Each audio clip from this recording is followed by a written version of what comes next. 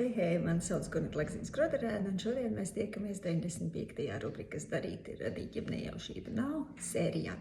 Man ir visai miglains priekšstats, kas ir neirolingvistiskā programmēšana, bet es uzskatu, ka mūsu smadzenes ir vienlaikus gan ļoti gudras, gan dumjas, un tās var visādi ieprogrammēt, un tas arī tiek darīts gadu tūkstošiem un pat miljoniem, kopš vien cilvēks pastāv un sazinās savā starpā. Tiek mums ievadīts dažādas programmas. Piemēram, ka vīrietis nes mājās mamutu, bet sieva tikmēr stāv pie pavārda un auklē bērnus.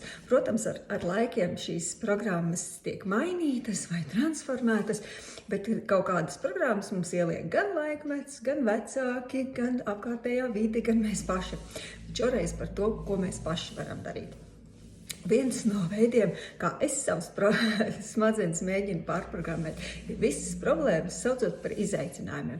Vārds problēma ir tāds apaļš, liels un izklausās neuzveicams. Savukārt izaicinājumi, ja nomet priedēkli līdzi, sanāk aicinājumi. Tātad aicinājums paskatīties uz kādu lietu no cita skatu punkta, pamēģināt citādi.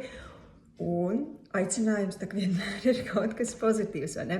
Tā kā mana izvēle ir dzīvē koncentrēties nevis uz negatīvo, bet tieši uz pozitīvo, tāpēc es savas problēmas saucu par izaicinājumiem, un tad kaut kā tajā manā galviņā kaut kas sakārtojas tā kā vienkāršāk. Proti es jau sevi ieprogrammēju, ka man izdosies to izaicinājumu pieņemt un pārvarēt. Tā, varbūt noder arī jums. Čau, čau!